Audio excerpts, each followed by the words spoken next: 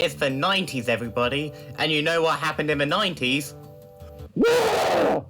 So we gotta make sure that our console can beat that lousy little fat Italian plumber. So what do? Well, we gotta design a cool mascot. Not goddamn Alex Kidd. We gotta get someone radical here. Sonic the Hedgehog. Damn, this design is so perfect, we will never have to redesign him ever again. Oh, god damn it. Hello, my name's Cammy, but you can call me Cammy for short. And before you ask, it's a unisex name. Ignore what Google says, at all cost. So damn, you might be thinking, why talk about Sonic's design? It has barely changed. And if you're thinking that, you're wrong. It's actually changed a lot. The best way I could describe Sonic's design is that one friend that has gone through the worst of puberty, but he just hasn't gone out of it when he reaches his 20s. That's Sonic the Hedgehog. God bless his soul. So, join me guys as we talk about how Sonic's design came from pretty good, really good, that's a neat twist, oh god, oh why, that's new, and oh my god! A little quick side note for all of the 5-year-olds who are probably not going to be watching this video, but whoever are, I am not going to talk about Sonic.exe because I actually like to talk about good stuff. Maybe as a Halloween episode for, you know, the bit. Whoa! We wasted enough time, Babinos! So you better get those running shoes, those thigh-highs, monster cans, because we better get straight into the designs! Because it was the 90s, all hope seemed it was lost. And Nintendo just did a Walter White and started from deep at the bottom and rose above the ranks and became a kingpin of video games. So Sega really needed a kick into Gage, considering that the last system, the Master System, flopped tremendously. So that's why when they released the Sega Genesis, or Mega Drive, whatever the hell you want to call it, they needed a new mascot which wasn't Alex Kidd. Just anything other than Alex Kidd. So, they took what worked about like old cartoon designs, like Mickey Mouse and Felix the Cat, and incorporated more angular features to really sell the fast blast processing of the Sega Genesis that they never used. Why was it in the adverts all the time? Now, when we take a look at this design, oh boy is it amazing! Chef's kiss! Bonjour, bonjour. I don't know how to say excellent, so I just said hello a few times. So Sonic's design perfectly encapsulates the cutesy Japanese aesthetic while also being sharp, cool, radical, fast. Mainly with the shape language being, of course, famously using triangles, but also circles. The circles make the design a lot more pleasing for like outsiders, people who, you know, kind of play a lot of Mario and kind of go, this guy is cool, maybe I might want to lean towards him. And the extra spikes make him seem extra spicy. So this isn't your dad's video games, this is your video game character. Ha ha ha ha. But yeah, the bright red shoes that he's wearing definitely works extremely well in his favor because when he's running, the red contrasting with the blue can help you identify that his feet have not only turned into donuts, but also a figure of 8, to show how fast he's running. It is such a good design. Also, the arms are skin colored, not because of the Sonic is trans theory, as much as we all dream that would be real. But the reason why his arms are like that is because on the Sega Genesis, you need to see where his arms are running. That's why Mario's wearing his overall, so you can see that his arms are different from his legs. So Sonic's arms were changed to a skin color so you can tell his arms are different from his legs. With this design, Sonic was on top of the world. No one could stop him. Except for Sega. Instead of making a new Sonic game, they decided to put themselves through hell through making a really bad looking Sonic game for the Sega Saturn. And then they gave up because they were too busy trying to figure out whose thigh highs are those in the Sega headquarters. They're not mine.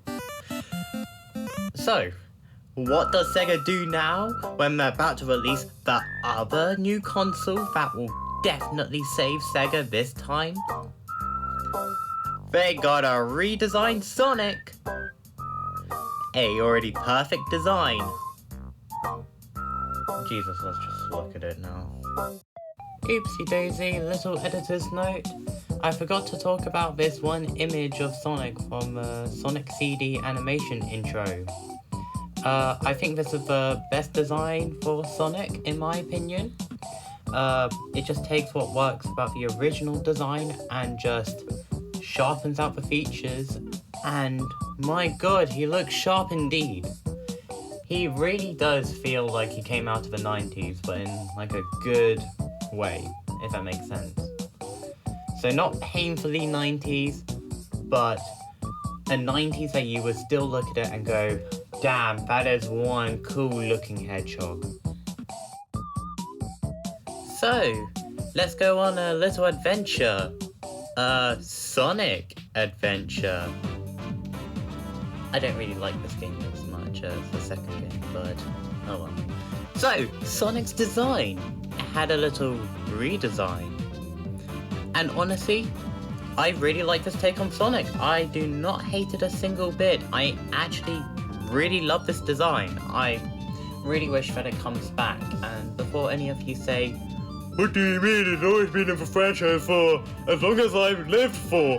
And I say, yeah, the green eyes have stayed, but not really this rendition of Sonic. Now, the most that we ever see this version of Sonic is, you know, on the t-shirts and backpacks, and yeah, it's cool to see Sonic while I'm eating lunch, but damn, I wish this was the real Sonic like it used to be.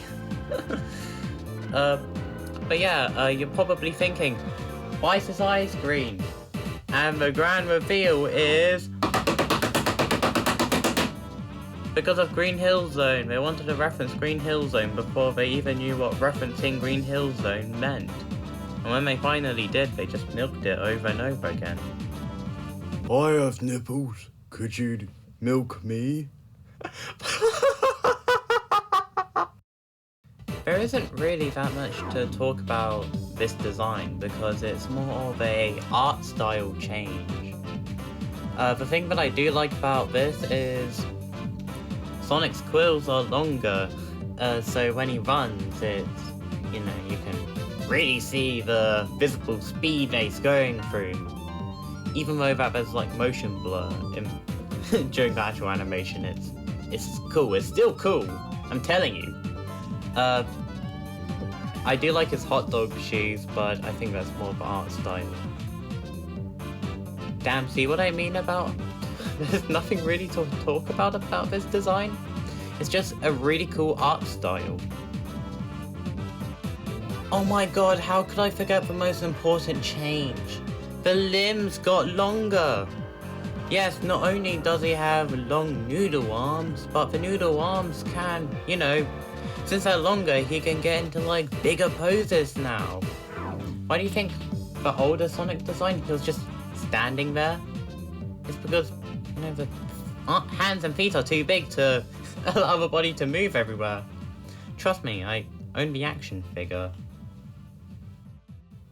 Oh boy, I can't wait to get into Sonic's puberty years.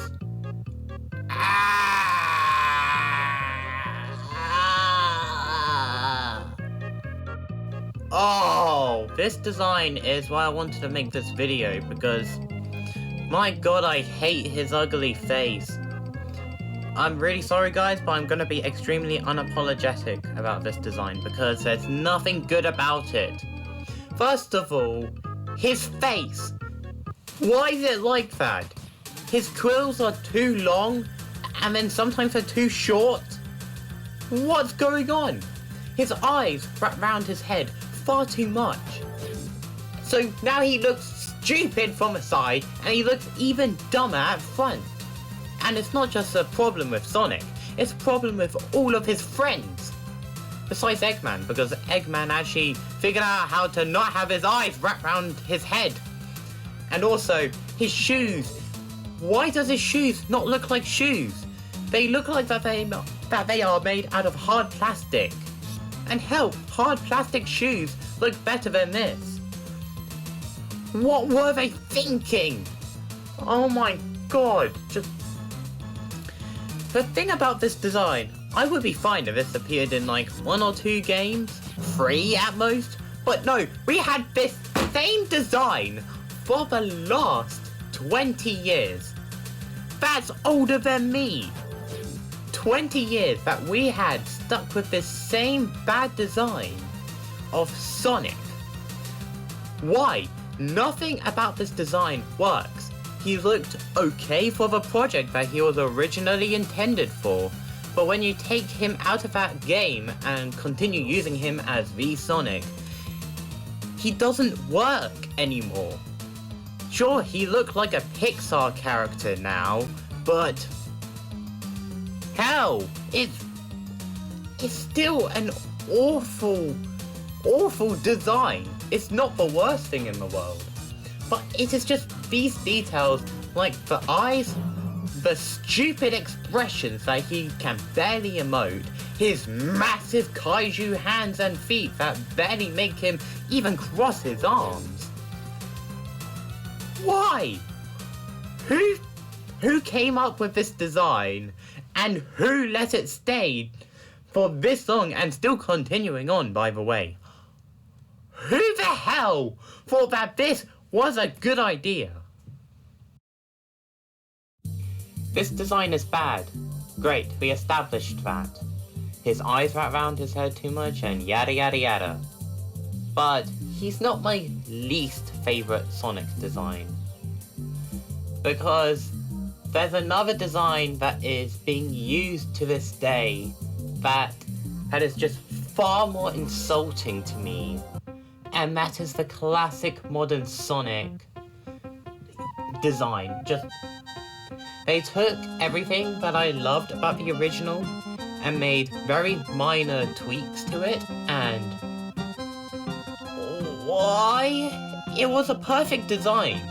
If you're just wanting to have a Sonic to teeter towards nostalgia, then just use the goddamn original design.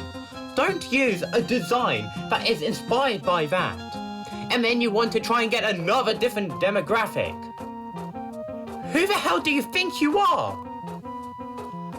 It's just a simple thing. If you want to milk for nostalgia, just use the original design. You don't need to make this whole mishmash of cows. And before any of you ask, I know that this design isn't in the actual game and he looks closer to his original Japanese design, but that design is very much capable of looking ugly. Also, who thought it was a good idea to make sure that this version of Sonic took influence from the American Sonic design? Because I think about this about every other localization design, which is if you take a character design and then design them to look more American or more Japanese, it's just insulting to the original design, because that just shows your lack of faith in the original design and saying, oh, we can make cars so much better, when that's not the whole point of a good design.